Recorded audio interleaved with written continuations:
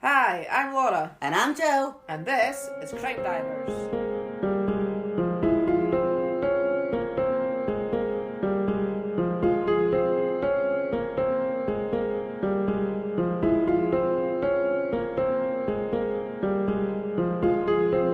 Hello everybody, welcome to today's episode. Hello. So where in the world are we today, Joe? We are in New Zealand. New Zealand. Yes, I Awesome. don't think I've been there before with any of my cases. No, actually, no, I don't think we have we? No, I don't. No. What? We probably have. But I don't think so. We've been The listeners are probably going, Yeah, you've got yeah, like 5 cases over there. Hello. And do you have a title? Oh no. I actually don't. What do you mean you don't have a title? I actually don't have a title. I forgot I was going to do that my once God. I finished. Right, okay. We will have a title once the No, episode... I'm just going to name it. I'm going to call it The Lundy Family Murders. The Lundy Family Murders. Yeah, there you go. Alright, fair That'll enough. do. Fair enough. And but before... I left this to the last minute, so... I can see. But before we start, obviously, I just want to take another moment just to thank our listeners. Yeah, thank you very much to everybody for listening. As we said last week, our numbers are going up steadily. Yeah, and we're getting a lot more responses now, and a lot more interaction, so it's great. And Yeah, people are talking to us, and last week's Patreon episode. Well, was it the last Patreon episode? yeah, the last Patreon episode was that was actually a listener request. Yeah. Who is on? Well, he's on Patreon, so that's kind of why we put it on Patreon, because he wanted to hear it. Mm-hmm. But yeah, I mean, if anybody else wants to join our Patreon listeners, then you just head on over to patreon.com/CrimeDivers. We have 3 tiers. The first one just starting from £1 a month, and it tells you, and you don't sign up until you get to read what you get before you sign up. Yeah, so exactly. You know exactly what you're getting Mm-hmm. before you sign up. So, but any support, anything at all, every single listen counts. Yep, exactly. We appreciate every single one. Yeah. So shall we dive into today's episode? Yeah, let's dive in. Okay. So, as I just said before, I did leave this till the last minute, Mm-hmm. and I didn't finish it till last night. God's sake. So, I apologise now if it's a bit kind of jumpy, because the way, when I was researching it, I was kind of like, I watched a documentary, I read a couple of, a few different reports, but then I would maybe have written something, but then I'd find out something else and think, oh, that should go earlier in the story, so I was kind of like putting it further in, and then I'd write more stuff, and then I was cutting and copying and pasting, and so I'm not quite sure how this is going to sound. So let's hope it makes sense. It might make sense. I'm not going to totally say it's not going to make sense, because that would sound stupid of me, because it might make sense, you know what I mean? Mm-hmm. So I don't want to say, it's not going to make sense. It's going to be all over the maybe place. to you, because you're the one that's been doing it and you've been playing around with it, that maybe you've got yourself a bit confused in there, so it might actually sound alright. Yeah. So let's just go for it and see how you get on. It's not hard to confuse me. No, that's true. So if I do, you'll just tell me anyway if you kind of get a bit mixed up or Yes, whatever. So, I shall for on behalf of the listeners and me, if I get confused, I'll tell you. Yeah. Okay, so I'm going to tell you about the Lundy family, obviously, because I told you what the title was. Your last minute title. So, sorry. Mark Edward Lundy was 43. Christine Marie Lundy was 38, and they had a daughter who was Amber Grace Lundy, and she was 7. So they lived in Palmerston North, which is a city in the North Island of New Zealand. Mm-hmm. In the year 2000, Mark and Christine had been married for 18 years, and they owned a kitchen supplies business together. So Amber was a good kid. She was bright, she was full of life, she had lots of friends, and her mum, they both loved to dance. As an only child, many people said that she was like the total focus of her parents' life. They're just she was actually kind of called like a little bit spoiled, because only child. Yeah. So on the 29th of August in the year 2000, Christine dropped Amber off at school. Then she met Mark at an electrical shop in Palmerston North to choose a new lampshade. So How exciting! I know they obviously had to do this before he went away on business. Right. Okay. But that's what they did. So, okay, so at 9:20 in the morning, he drove out of town on a business trip to Wellington, which is the capital city of New Zealand. Yeah. And that's like a couple hours away. Mm-hmm. And later on that day, he checked into a hotel in a place called Petone, which is in Wellington. So right, okay. at 5 p.m. he checked into his hotel. So at 5:30, Amber called her dad, Mark, and she'd said that her Pippins meeting had been cancelled. And from Googling, because I was like, what the hell's Pippins? I have no idea. It's part of the Girl Guide group. Oh, okay. So I think Pippins is like maybe the group that you go to before Brownies. Well, it's like rainbows. Yeah, because like here we have rainbows here. Uh-huh. And I think that's kind of the equivalent of rainbows. I think. Right. It's part of the Girl Guide group. Well, anyway. how old was she? 7. How old is the rainbows here? 5 to 7. Right. So Brownie starts at 7. If Brownie starts at 7, well, maybe she's kind of in the last bit of Pippins before she goes to Brownies. Right, okay. I think. Okay. I could be wrong. If I'm wrong, feel free to tell me, anybody. You know. Anybody from New Zealand can persuade. Yeah. So she was called so that had been cancelled, so she wasn't going to her Pippins group, and she was calling to ask her dad if she could have a McDonald's for dinner. Why would she ask her dad if he's away on a business meeting? Well, yeah, I know. Surely I it's up kind of to your thought mum. that as well because she's with her mum. Uh-huh. So surely her mum's the one who's going to be buying the McDonald's. So why does she have to ask her dad? Yeah. Unless it was just worded a bit differently and she was just telling him that she was going to have a McDonald's. Maybe. I don't know, but the way that I read it was that she did ask, but maybe she didn't. I mean, not every, you know. No. I know sometimes things can get Little lost details. lost in translation. Yeah, exactly. So it doesn't matter. No. Anyway, she was getting the McDonald's does matter. Okay. As you'll find out later, but the fact how it came about doesn't matter. No. So yeah, so she told him that he was going to McDonald's, and then he spoke to Christine on the phone, just a couple of things about business, and then the call lasted for about 8 minutes, and Mark says that's the last time he spoke to either of them. Oh. I've just got like chill in my body there. Really? Yeah, I just got a chill there. I was like, oh. Was it the way I said it? Yeah, it's like, oh.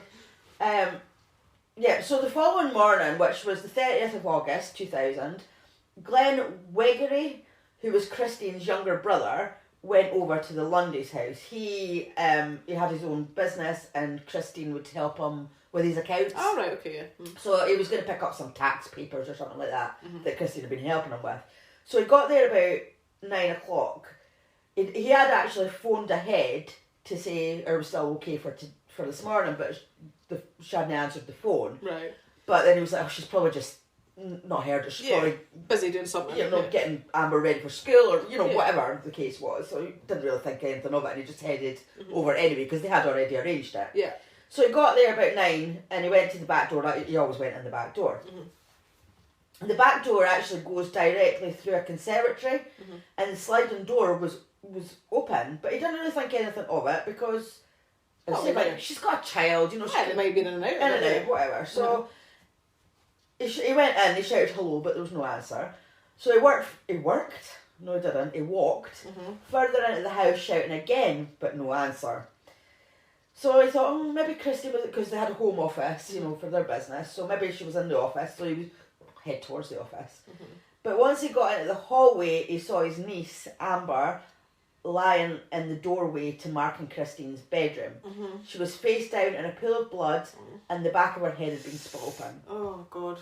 So he phoned straight away, grabbed the phone, phoned the emergency services, and while he was on the phone, he sort of walked towards the bedroom and he looked in the bedroom and he saw his sister, Christine, lying on the bed. She was on her back, she was naked, and there was just blood everywhere. Oh, right.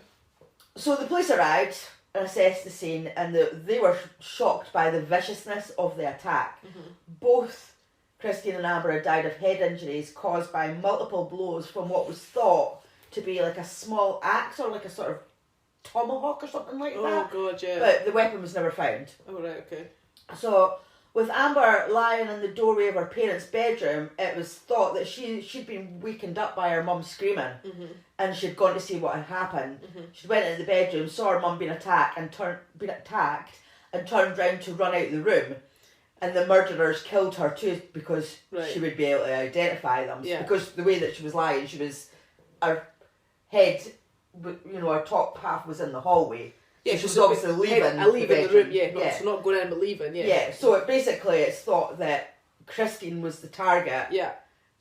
And of course Amber, she's just woken up, heard her mum screaming, went through, the killers went, oh, she can identify me, and killed her as well, so. Bloody awful, isn't it? That's what is awful. So a search of the house had found a broken latch on a window in the conservatory which had been forced open, and there was a bloody smear on the window which was later found to be Christine's.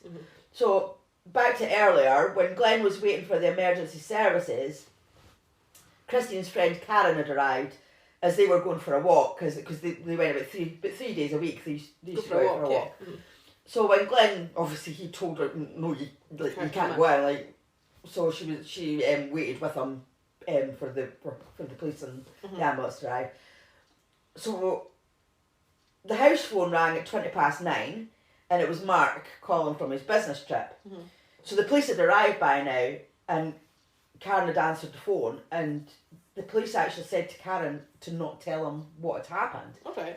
So Karen had said something like, "Oh, Christine's busy right now, I'll get her to call you back." Oh, right, okay. But I've no idea why the police didn't want Karen telling him, and I've no idea when the police were actually planning on telling him. Well, I know.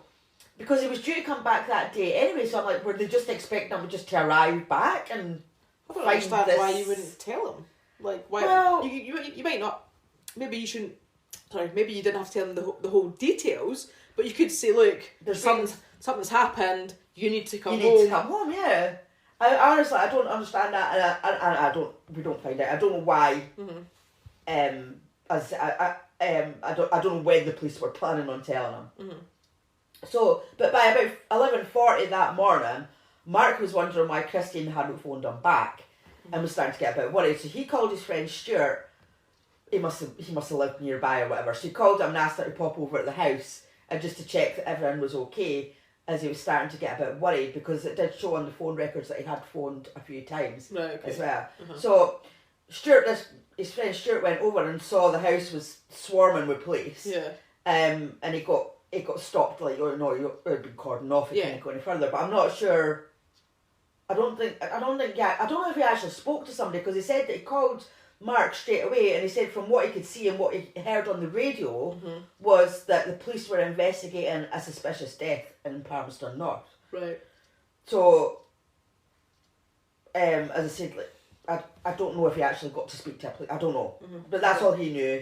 He phoned Mark, so he got off the phone at 11:52, and Mark started driving. He was already in the car, and he started driving home straight away. So Mark. As I said, Mark came home right away, and he arrived at 1:15 in the afternoon. So, of course, the police wanted to talk to him straight away to see if he could shed some light as to why this might have happened, or who would have wanted to hurt the family in such a vicious anybody attack. That they've not been getting on with, or would hurt them in any way. And the attack was so brutal that Christine and Amber could only be identified by forensic means, so their faces must have been unidentifiable. Oh, so I think they got, I think it was their dental records that they got identified by. I mean, if the little girl had been hit in the back of her head when she was going out, I mean, like, you should have thought her face would have still been. Well, it wasn't just once. Right, so it's like, right, okay. Yeah, I don't need to know. We'll get it. Well, yeah, not really, but carry on. So, police weren't treating Mark as a suspect because he had been away on his business trip. Yeah. The assaults weren't sexually motivated because, there was no sign of assault. And as they didn't have a motive, they had no suspects whatsoever. No. Because they're like, well, if we could find out the motive, then maybe that would help us find out who done it. Yeah, exactly. So Christine and Amber's funeral was just over a week after they died. And Mark, he sobbed loudly, like, all the way through it. And by the end of it, he was so overcome with emotion that apparently he collapsed. And he had to be, like, carried out the church. And there's actually a photo online of him being, like, propped up by two men. He's got two men on either side. I think one of them was, like, his brother-in-law, or one of them was a friend or something. They were, like, basically holding him up. Yeah. After about a month, the police announced a new piece of information. It was actually the first piece of information that the public had heard from them, and that was that that Christine's jewellery box was missing from the house. Right. So obviously you would think, well, maybe robbery was the motive. Yeah. But apparently the police didn't think that, because there was nothing to indicate that Christine owned, like, valuable jewellery, and it was the only thing that was missing.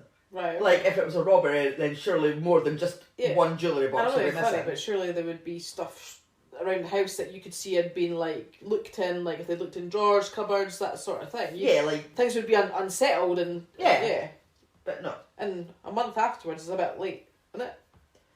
To announce the piece of information. So maybe they had found that before, but they were obviously, I would assume, just waiting to see, they were doing their investigation basically and weren't getting anywhere, so then they announced that. So although they didn't think that robbery was the motive, I'm assuming that they still put it out to the public about the jewellery box being missing, just to maybe see if anybody had seen it, or something like that. Maybe that's why they've waited for so long, because they didn't have any other leads. So now they're like, right, this is all we've got. So we'll see if anybody can come up with anything because of the jewellery box. Yeah. So throughout September, the investigation continued, and there was no sign of the jewellery box or the murder weapon. Which is shit, because, if they could find either of these things, it might have led to the killer, obviously. Mm-hmm. So as time went on with no arrest, as you can imagine, the rumour mill went into overdrive, because where they lived, I think it was quite a tight-knit community. Like everybody knows everybody's business. Yeah, so you can imagine the gossip. Yeah. Mm-hmm. Everybody wanted to know who the murderer was, and of course they're probably scared because they don't know if there's a murderer on the loose. Well, yeah, exactly. They don't know what the motive was. Exactly. So anybody could be next. I know, man. You would probably go to your bed quite worried. You wouldn't feel safe, would you? Definitely not. So even rumours were circulating that it could have been Mark, the husband, but the police kept saying, nah, he is not a suspect. But by November, the speculation was so overwhelming that the police had to make a statement saying Mark is not a suspect. Like, he's a victim. In this whole situation, he is a victim. He's not a subject. For God's sake. A suspect. He's not a suspect. So, by the end of the year 2000, the investigation was known as Operation Winter, and it was the biggest murder investigation in the history of Palmerston North, with a team of 40 officers who spent thousands and thousands of dollars trying to find this murderer. Wow.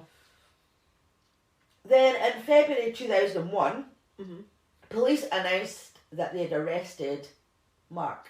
Oh. For the murders of his wife and his daughter. I thought he wasn't a suspect. And he was away on a business trip. Well, I'll tell you the timeline for Christine and Amber that night before we get into Mark's version of events. So at 5:30, as we know, they called Mark because the Pippins, the McDonald's. Yeah. At 5:43, they went to the McDonald's drive-through. They got a McDonald's. Yeah. So probably by about 6 p.m. they would be home and eating their McDonald's, and 7 p.m. was the time of death. Oh wow! So they actually were able to decipher when the time of death was. Yeah. Okay. So police reached the conclusion of the time of death because of the McDonald's receipt that they found. And just in case you're interested, they had, because I know you always like to know what people have to eat. I like a McDonald's as well. Well, we always text each other saying what you have for dinner. I know. So they had a fillet of fish. Ugh. Oh, come on. Burger meal. Could have picked something a bit better. Worst thing on the menu. Chicken McNuggets, a McChicken burger, and an apple pie each. So they both had a meal, some nuggets to share, and an apple pie each. So, which I actually thought was quite a lot for a 7-year-old. But then again, maybe it's just your child I'm thinking of, because your child's not 7, but she's a bit younger than that. Well, but she doesn't eat that much, does she? Well, from McDonald's she does, because she gets. Because now she has to have a hamburger with tomato sauce on it, and then she'll get a chicken nugget Happy Meal as well, and a drink. She doesn't have a dessert right enough, but she has that extra burger. Yeah. Because the 4 chicken nuggets and the chips isn't enough. Isn't quite enough. So she has the burger as well. Or sometimes me and Justin will get a big box of 20 nuggets. So then she'll get a hamburger Happy Meal and share the nuggets that we've got. Alright, okay. So she always has burgers and nuggets. Okay, I know nothing about children. Well, actually saying that, when we used to take the kids to McDonald's, mind you, my kids used to eat loads anyway, they were always stuffing their faces. So maybe, because for all it could be maybe a box of 6 nuggets and they've had a few each. I don't know. Anyway, I mean, it doesn't matter. No. So the pathologist who examined Christine and Amber, his name was Dr. Pang, and he said that they were both full, and taking into consideration all the factors, he estimated that the time of death was an hour after eating, because he could tell. Because they would have seen what's in their stomach content, yeah. So which I said would be about 7 p.m. Yeah. So we know that Christine was still alive at 6:56. That's only 4 minutes to 7. We know that she was still alive because she took a phone call. So there was the woman that had called was from a local wine club. Right. And she had rung to ask if Mark was going to be able to help with the wine tasting that week. And she said that Christine was like unusually short with her. She was just, obviously didn't know what to talk to her. And she said the call only lasted like 17 seconds. Oh, Maybe right. she was just in a bad mood and didn't know what to talk to anybody. Don't know. Fair enough. But yeah, she was still alive at 4 minutes to 7. Right. So we're getting into Mark's version of events now. So, as I said earlier, he checked into his hotel in Petone at about 5 p.m. Mm-hmm. He said he got changed, ate a ready meal, poured himself a rum and coke from some bottles he had bought from a liqueur shop in Petone, and settled down to watch TV. At 5:30, he spoke to Amber and Christine on the phone. Mm-hmm. He later went down to the beachfront to read a book. Then he said he went back to his room for a few more drinks and watched a movie on Sky Movies. Mm-hmm. Mark's mobile phone record said that he missed a call at 8:13 that night from a business associate. Mm-hmm. This guy was involved with Mark in a winemaking venture called Salovino. Mm-hmm. Mark said that he missed the call because he was at the toilet, and he called the guy back at 8:28. Right. Must have been having a shit because... Oh. What? If he missed a call at 8:13 and he never phoned him back till 8:28... Right. We don't need to know that. He might just not have picked up his phone after he'd been at the toilet. Might not have noticed. So Mark had found it difficult to attract investors to his dream venture, the wine thing. And because he'd made an unconditional offer on the land, he was now facing the possibility of bankruptcy. And his associate, the guy that had phoned him, he was basically phoning to tell him that an angry creditor had turned up at his door that day demanding an immediate payment on some vines. Right. That's what that phone call was about. Right. So at 11:26, Mark made a call to an agency to hire a sex worker, and she arrived at his motel room at 11:45 p.m. Her name was Belinda. I don't think that really matters, but her name was Belinda. Well, maybe it wasn't. I don't know. Probably wasn't. The agreement was that he would pay $140 for an hour of her services. And apparently hiring sex workers was actually something that he did quite often, I'm assuming when he was away on business. Uh-huh. And he said that Christine and him hadn't had a very active sexual relationship for quite a long time. Right. So he obviously got it elsewhere. Yeah, he obviously got it elsewhere. So when Mark and Belinda were finished, Belinda used Mark's mobile phone to call her driver, and a car picked her up about 5 minutes later, so she left at 12:37 a.m. Right. Mark said that she must have switched his phone off after she used it, so police only had his word that he stayed in his room for the rest of the night. Mm-hmm. So they only had his word that he was where he said he was between 5:30 and 8:28. Mm-hmm. Because phone records show that he was in Petone at 5:30 when he took the call from Amber. Yeah. And then at 8:28 when he called his business associate back. So he was definitely in Petone at those two times. But if he was in somewhere different, does the mobile phone towers not pick up his... That's what I'm saying. So that's how they Yeah, but I mean, like in between, or does that only work if you actually use your phone in these places? If it works, if you... Well... Because if you had travelled somewhere else, is there nothing that would have picked the fact that the cell towers up? Yeah, but... Or does that only work if you actually physically I'm use not actually your phone? quite sure, but then back then it might not have been as sophisticated, because that was like the year 2000. Yeah, actually that's true. It's probably like now I think maybe you can see I think you can if your phone's on now and you go past the cell towers and it sort of can pick it up. But even then, I mean, he could have had his phone switched off between those times. Yeah, so this is true. Yeah. So that was just under 3 hours unaccounted for. Mm-hmm. That he could have raced to Palmerston North, murdered his wife and his daughter, and be back in time to make the 8:28 call. Because obviously he might have missed the 8:13 call because he was still driving. Yeah. So the question was, can you make it to Palmerston North and back in just under 3 hours? I was just going to ask you, is that possible? But remember, I said earlier, Petone was actually a couple of hours drive away. So if you think about it, that should really be about 4 hours, there and back. And if you were actually going to murder someone in between that, then... Plus it would have been like rush hour traffic, because that would be like 5:30. So you'd think it would take you a lot longer. You would think. So, okay, I'm just going to stop there for a minute so that we can tell you about today's show sponsor. Ana Luisa are the first direct-to-consumer jewellery brand to become carbon neutral. Since founding in 2018, Ana Luisa has evaluated the environmental impact of every aspect of their company, and their goal is to get their carbon footprint to zero. If you want to go and check them out, you can find them at analuisa.com. That's ANALUISA. There is a fantastic selection of jewellery to choose from, so you can style up any outfit for any occasion, whether it be an afternoon coffee date or a night out on the town. So whether you just want to treat yourself or maybe a loved one, Ana Luisa has got you covered. That's right. And as Jill said, if you want to head over to their website, it's analuisa.com, which is ANALUISA.com. We also have a special promo code for our lovely listeners. So if you want a great deal and you want to get 10% off, enter our promo code at checkout, which is Divers. Ana Luisa has new jewellery collections that are released every Friday, and with prices starting from $39, there's something for everyone. When we visited their website, prices were actually in our own currency, which made things so much easier as we knew exactly what we would be paying. But Jill and I actually received 3 pieces each. We got some earrings, which are absolutely beautiful. The earrings that I got, I haven't taken them out since I've actually got them. I normally get to a point where my ears get quite sore from earrings, but I've had them in for a few weeks and I can't even feel them now. We also got some lovely rings, which Jill actually got an adjustable one, so if you're not sure of your ring size, it could be perfect for you.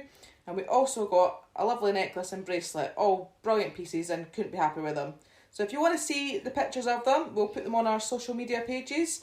And also not forgetting that shipping was actually really quick as well, considering we're overseas. We received them within days. So if you want to treat yourself or your loved ones, then head on over to their website, analuisa.com. That's ANALUISA, and enter our discount code DIVERS to get 10% off. We absolutely recommend them. They're a great brand making beautiful, sustainable jewellery. So when you get to checkout, remember and enter our discount code DIVERS to get 10% off, and we will put the link in the show notes. So shall we get back to today's episode? Yep, let's dive back in. So when Mark was arrested, the police turned to the public for help. They asked if anyone had seen Mark's car that night or just saw anything that could help their case. So as you can imagine, as soon as the public saw this, the tide turned on Mark. Oh, totally. Like, he lost any sympathy he had, and the picture of him at the funeral when he had to be held up, well, everyone was just saying that he'd been acting, and like, how dare he do that, because it mocked Christine and Amber's memory. Absolutely, like, the public were angry. Yeah, I mean, you would be, wouldn't you? And so 5 months after Mark's arrest, it went to trial, and Mark pleaded not guilty to both murders. So the Crown believed that Christine and Amber had an early night and went to bed about 7 p.m. Christine had been struck in the head 9 or 10 times, but the headboard was actually covered in cuts and notches, so that suggested that even more blows had been swung than what actually maybe hit her. It's quite violent, like. Yeah, it's quite violent. A lot of the blows were on her forehead and face, and one of the wounds was just over 3 inches deep. Oof. So her hands and forearms were covered in defensive wounds, so she obviously fought. She also woke up and she fought. She actually had some fractures in that as well. And Amber, she had at least 7 blows from the same weapon, so just in answer to what you said earlier on about her not being recognisable, if she's been hit 7 times, then that's going to do a lot of damage, isn't it? No, definitely. So remember I said there was a blood smear on the window, which was Christine's? Yeah. Well, it was theorised that the blood would have only got there after she died, and that the killer had accidentally left it there when he had forced the latch to make it look like a robbery, because it was forced from the inside. Right. Duh.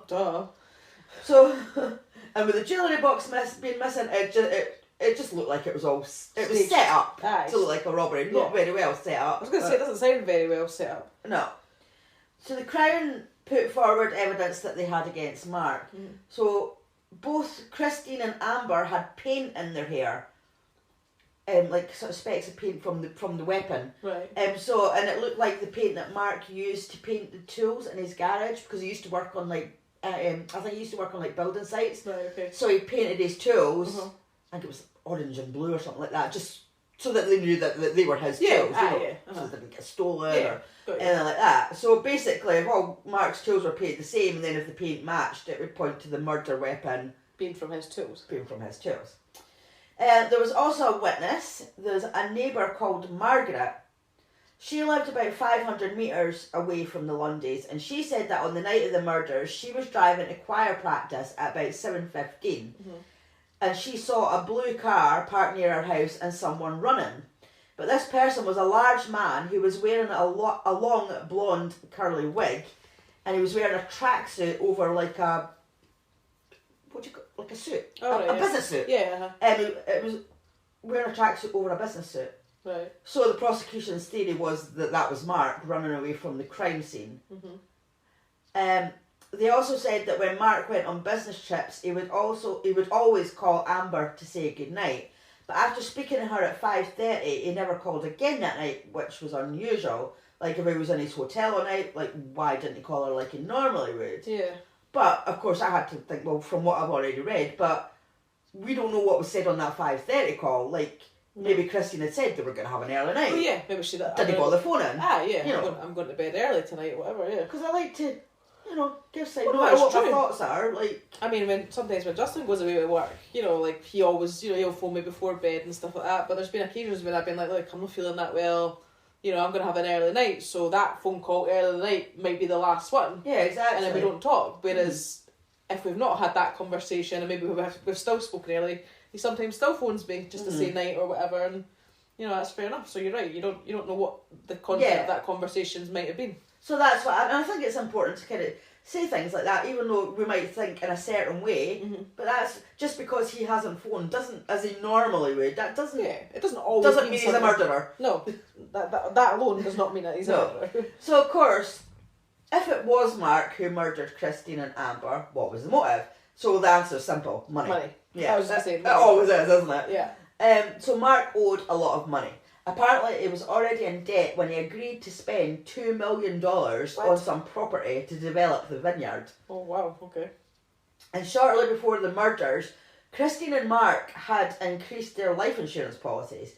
So their coverage went from $205 each to $500,000 each. And they'd actually tried to get up to $1 million each, but Mark's health issues wouldn't let them go up anymore, I think. Right. I think he had maybe diabetes, maybe? Right, okay. Or something like that. So they couldn't get it up to $1 million. Yeah. But, half of that's going to it's going to help a bit. Oh, yeah. And also, jumping back to when Mark, you remember he asked his friend Mark, Mark's friend Stuart, to check up on the house, and Stuart phoned him to tell him to get home as the police were investigating a suspicious death. Well, when Stuart testified, that's exactly what he said. He said the police were investigating a suspicious death, right? But at 11:59 that morning, Mark had took a phone call from a joiner wanting to place an order. He said that Mark sounded emotional and he was crying, and he said he was on his way back to Palmerston North because he had just been told that something had happened to his wife and child. Right, okay. But only 7 minutes before that, Stuart had told Mark that police were investigating a suspicious death. Yeah. Not two suspicious deaths, yeah. But, again, you never know. He might have just been assuming that something had happened to Amber because she would have been with Christine. Yeah. This is true. You could... Or you could assume that something might happen to Amber and assume that something's happened to Christine because she was with her. Like, just... Yeah, in the moments like that, some, people might not be thinking straight, they might not be saying clearly straight, saying things, so, you could maybe mistake something. But it is worth noting. It is worth noting, yeah. I get that. So Mark started driving home at 11:52, as I'd said earlier, and arrived home at 1:15, which is an hour and 23 minutes. Well, I was just going to say, I thought the whole journey thing was longer. But he was actually driving from a place called Johnsonville, so that's a little bit further up than what Petronia is. So basically, rather than getting into how many miles something's away for this and all that, the time it took him to make the drive, it does make the apparent 3-hour drive the night before more credible. It could be possible. Although I still find it hard to believe that he could make the drive, commit the murders, force the lock, Yeah. You know, all of that in that amount of time. Yeah. Like, and as we said before, it would have been rush hour traffic as well. Because to me, it's like it's almost like he's there, instantly done it, instantly out, instantly away. But you know, like say you don't know what traffic was around, you don't know what. It's a very slim timeline. Yeah. Uh-huh. So the Crown also told the court that Mark and Christine's relationship wasn't the greatest. Initially, he had said that they were happy and had a loving relationship, but then later said that they very rarely had sex anymore, and that Christine was actually just more of a business partner now, and that's why he hired a sex worker that night, because you know, that's what he did. Where he got his. That's where he got it from. Yeah. So the most compelling piece of forensic evidence that pointed to Mark was a tiny piece of brain tissue, which the police said came from Christine's skull. Right. It was a stain no bigger than a grain of rice, so that's how small it was, found on the polo shirt that Mark wore on his trip to Wellington. Right, okay. So that kind of sways you in a certain way, doesn't it? It does, doesn't it? So it's all pointing towards Mark Lundy killing his wife and child. Yeah. But it's a puzzle because we've got a husband who seems to have his wife's brain tissue on his t-shirt, who says that he was in Wellington at 7 p.m. on the night that the Crown said the murders took place, and the seemingly impossible drive from Petone to Palmerston North and back in 3 hours during rush hour traffic. So now the way that the Crown had solved this puzzle was simply to make all the events in the Lundy house that night fit around the 7 o'clock time of death. Right. Given to them by Dr. Pang. But the trouble was, there's a number of things that didn't easily fit into that time frame. So the first thing was that Christine was in bed naked at 7 p.m. when she usually went to bed about 11 p.m. And she was supposedly asleep at the time she was attacked. So considering she was alive, taking a phone call at 4 minutes to 7, it seems unlikely that she would have got ready for bed and been asleep 4 minutes later. So has this pathologist guy got the time of death wrong then?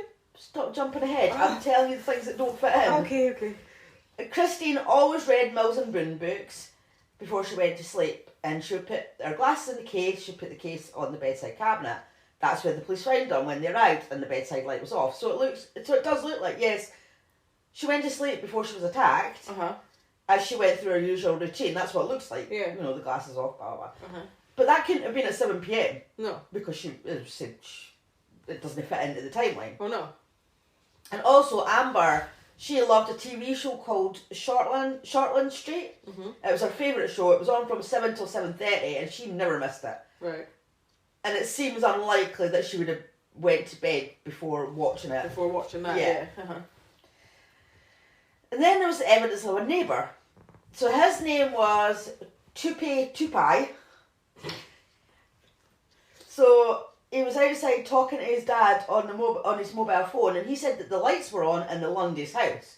Right. So his phone records show that the call was at 10:56 p.m. So why were the lights on at that time? Yeah. Well, that would fit in with Christine's usual routine, because she would usually go to bed at 11. Yeah. So she often did the accounts after Amber was asleep, and that night their computer was shut down at 10:52 that night. So it sounds like she had done the accounts like she normally yeah. did. So now at the trial, the Crown, arguing a 7 o'clock time of death, suggested that Mark had reset the computer time. Okay, and they called in an expert witness to see how easy that would be. So yes, it is possible, but apparently Mark wasn't that good with computers. He didn't really use them, so I don't think you would really. I don't know if he would know how to do that. He might, but I'm not even sure you would like. Would you think of that? I mean, well, if you're planning a murder, yeah. Well, I'm not saying you would think of that, but maybe you would, because if you're planning it, then maybe you would think of that, because I know obviously people plan murders, but a lot of these sort of ones they just end up being like spur of the moment sort of things, and then once you've done it, you tend to get away. Well, we don't know. We don't know if he would know how to do that or not. Right. And with regard to Christine being naked in bed at 7 p.m. with her glasses off, one police theory was that perhaps Mark had suggested to Christine in the 5:30 phone call that he come home to have sex. Now, I'm sorry, I find that hard to believe, considering he said they hardly have sex anymore. He was coming home the next again day anyway, so I doubt he would drive home Just for that. Just to have sex with someone that he just saw as a business partner. And then why would he go and hire a sex worker to have sex with, or whatever they got up to later that night? I mean, that would make no sense. To me, that's stupid. No, you're not going to drive a couple of hours or whatever, however long it takes, to come home, have sex with your wife. When you saw her that morning, you're going to see her the next game day. Well, exactly. You hardly have sex. I mean, maybe that would be understandable if you had a really passionate sex life, you know, like, maybe that would, you know, be believable, but not with the way that their relationship is. That's not believable to me. But still, if he had Christine's brain tissue on his shirt, how could he be responsible for her death if she went to bed around 11? Because he was definitely in Petroni at that time. Yeah, because they had the phone, because she's a sex worker. The sex worker, yeah. So how... Are you confused? Yes, I am very. Now, jumping back to Dr. Pang, as you were asking about him, he said that Christine and Amber had died about an hour after eating. So there's this guy called Brian Bruce, and he does documentaries where he investigates crime cases. So I watched him talking about, and he contacted other experts on the subject of digestion. So we're going to have a wee biology lesson, would you call it? Is it biology? Yeah, that's human body, yeah. So one expert, Dr. Diamond, said, quote, virtually all of the literature in the forensic medicine area describes any attempt to define the exact time of death, or even time of death within a time limit to a period such as 1 or 2 hours, is unreliable, end quote. Another expert, Dr. Michael Horowitz, said, quote, for forensic purposes, the stomach is a very poor timekeeper, end quote. He was also keen to point out the importance of liquid in digestion. Apparently, if you were to drink like Coke or fruit juice with your takeaways, it would take longer to digest your meal. So solids only start to empty from the stomach after 80% of the liquid has been emptied. Right, okay. So, and that's interesting as well, because because obviously they took photos of the crime scene of the house, basically, and there was a photo of the Lundy's kitchen worktop, and there's an empty 2-litre bottle of Pepsi Max on it. Right, okay. There was also 2 glasses, so with Christine and Amber's DNA on it, so, you know, it looks like they drank Pepsi Max for their meal. Right. But I would assume they would have had, because if they got meals from the you think they'd actually have McDonald's, a drink. Yeah. or maybe they didn't get, well, surely they did get meals. If they got the burger and the chips, they would have got the juice as well. Who knows? Who knows? But anyway, so that would have slowed down the digestion of their food. So they maybe didn't. The time of death maybe wasn't an hour after. So Brian Bruce also called a guy called Bernard Knight. He's a former Home Office pathologist in the UK and has performed over 25,000 autopsies. Brian asked Bernard what he thought of, because he'd read the autopsy report, and he asked what he thought of Dr. Pang's claim that he was able to place the time of death of both Christine and Amber as being 1 hour after eating at McDonald's, based on the freshness of the stomach contents and no gastric smell. Bernard said, quote, well, that's just not true. I mean, stomach contents are notoriously inaccurate. There have been a number of cases where there were miscarriages of justice because people have depended on this. It's just not on. And especially, I think that he claimed that the smell of the stomach contents was relevant. I mean, I've been a pathologist for 45 years and done over 25,000 autopsies, and I defy anyone to find a reference to it in a textbook. Wow. End quote. So, and he also went on to say that normally most people's stomachs empty between 2 to 4 hours. Right. And when he says normally, he means when people aren't being murdered. Any form of physical or mental stress or strain, especially head injuries, can totally alter the speed of stomach content emptying. In some cases, it can take up to 10 hours. Oh, wow. So basically, if we're talking about 10 hours being the total limit, so between 1 hour and 10 hours, and Christine and Amber ate their meal at 6 p.m, they could have actually been murdered any time between 7 p.m. and 2 a.m. So if the time was later on that night, Mark could have drove there after the sex worker left, killed his wife and daughter, and then drove drove back. Yeah. So if you just move the time of death from 7 p.m. to 2 a.m, it's totally plausible that he is guilty. Yeah. So do you see what I mean? When I was texting you throughout, when I was doing this case, I kept texting Laura throughout this case going, Did he do it? I don't think he did it. And I was like, No, I think he did it. Yeah. No, he definitely did it. Yeah. Then I was back to, no, he didn't do it. I get it. So, Mark was found guilty of 2 counts of murder and sentenced to life imprisonment and told to serve 17 years before he was allowed to apply for parole. Actually, before I keep going there, I just thought of something. The witness, the neighbour that said that she saw a man running with a wick and things. That's a bit random, isn't it, then? Yeah. Because, I mean, that you can't really comment on that because no, it never came up again. So who knows? Maybe there was some weirdo just that, or maybe it was a different house, or they thought they saw something. Who knows? Yeah, I think eyewitnesses can be quite unreliable anyway. Sometimes, yeah, because your mind can play tricks on you. Yeah, totally. So there was a whole load of other science stuff in court that made my brain hurt to read it. So I just decided, we don't need to go into every single detail. Yeah. Mark, he appealed because he said he was convicted on bad science. So whatever, all that science stuff, he was just like, I didn't understand it, and it would be too much to try and go into it because you wouldn't understand it either, and we'd probably just be sitting here sounding like a pair of idiots. That have no idea what they're talking about. But I mean, it's on the internet if anybody wants to go and Google it and read it and get more in depth about the science stuff. But anyway, so in 2002, the Court of Appeal rejected Mark's bid to have his convictions quashed and instead lifted his minimum non-parole to 20 years instead of 17, which I think, well done, because how dare you kill your fucking wife and child and then have the cheek to try and get you convicted, not do the time for it. Quite a lot of the time when these people appeal, they end up with a much longer sentence. Well, good, because I don't think there should be, it's basically saying, well, why should I do the punishment for it? They don't think that they should be punished that much. Yeah. Which is not right, is it? No, absolutely not. So in 2012, an appeal was filed and a hearing was granted. So in June 2013, a 3-day appeal was heard. The appeal hinged on 7 grounds, the most crucial being a challenge to the reliability of science used to identify DNA matter found on Mark's t-shirt as brain tissue, the time of death, and when the Lundy family computer was switched off. So that's kind of what that was mainly what it hinged on. And in October 2013, the conviction was overturned and a retrial was ordered. So new evidence was put forward by the defence team that it was credible, and Mark was actually released on bail to live with his sister. Oh, wow.